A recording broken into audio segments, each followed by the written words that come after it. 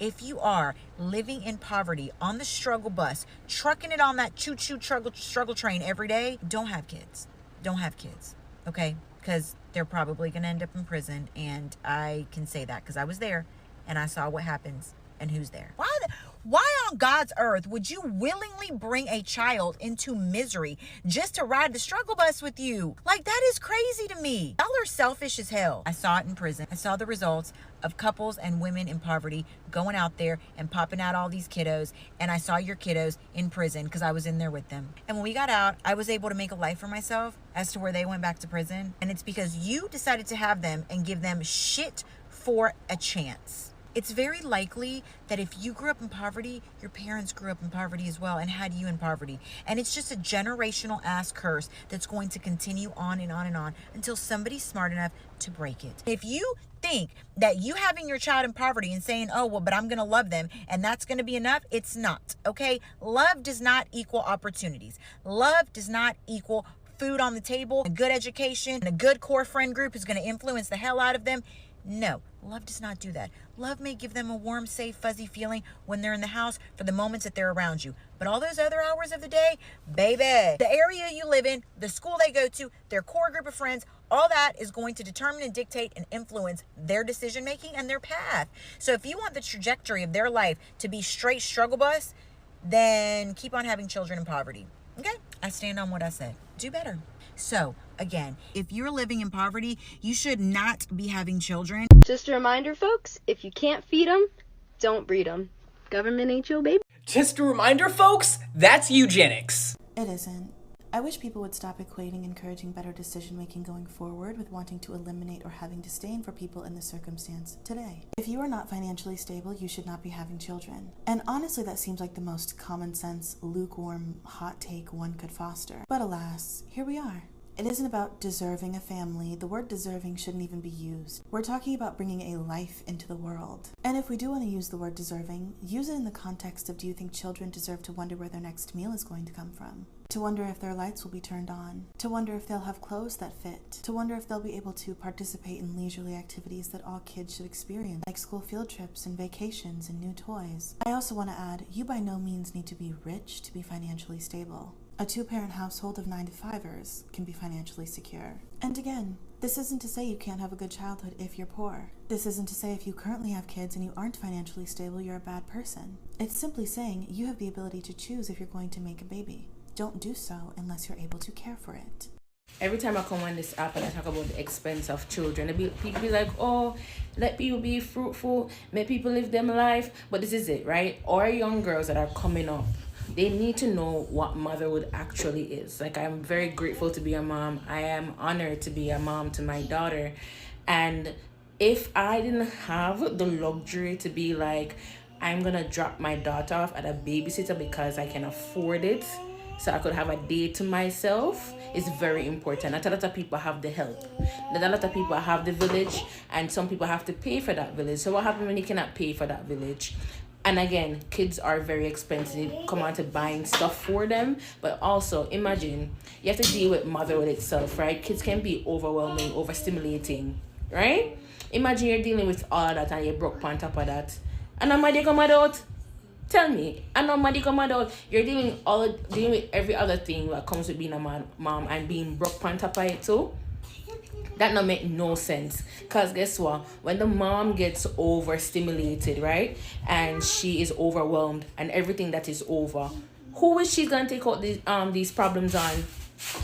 The kids, the people who are around her. That's what's going to happen. So it's important for me to come on this app and state that make sure, try your best to see if you're financially stable enough to be like you can take care of yourself and a child. If you can't afford to take care of yourself, why do you think you can afford to take care of a child?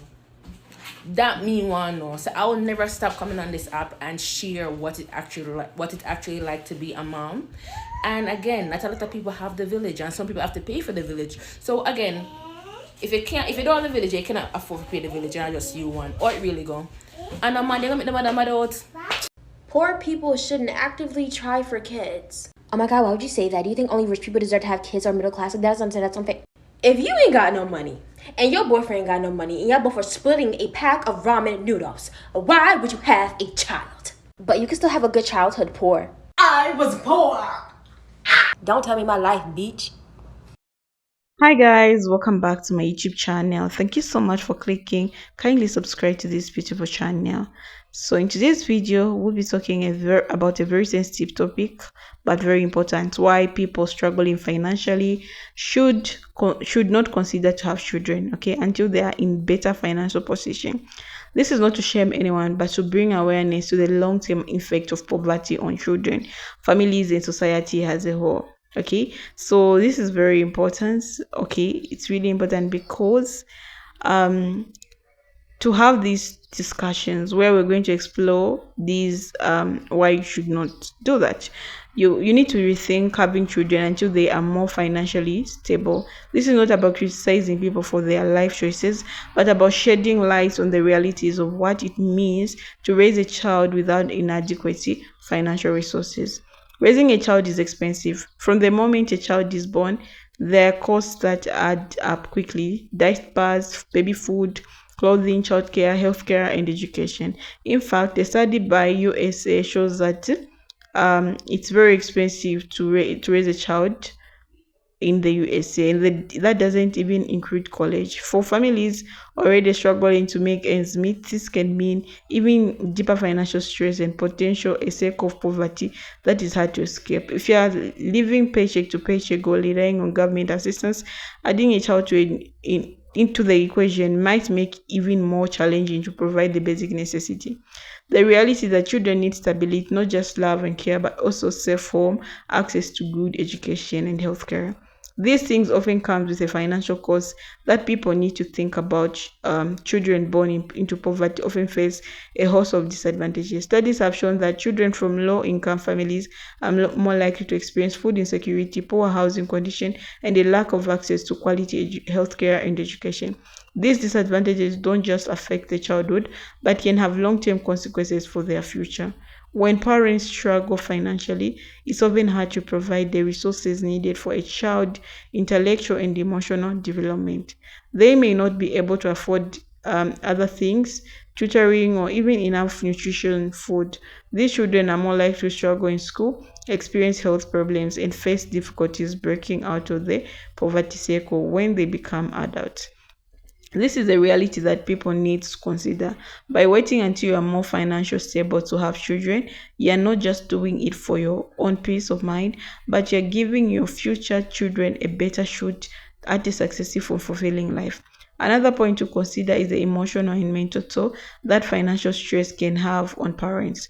When you are constantly worried about paying bills or putting food on the table, that stress can easily trickle down to your children. Financial hardship is one of the leading causes of relationship breakdowns, depression, and even health problems like high blood pressure. It becomes harder to be the parent you want to be when you're constantly under stress. And while love is essential in raising a child, financial stability often allows parents to be more present, focused, and less stressed, which in turn creates a healthy environment for the children. A child raised in an environment of constant financial struggle may not feel the emotional support they need, even if the parent is doing their best.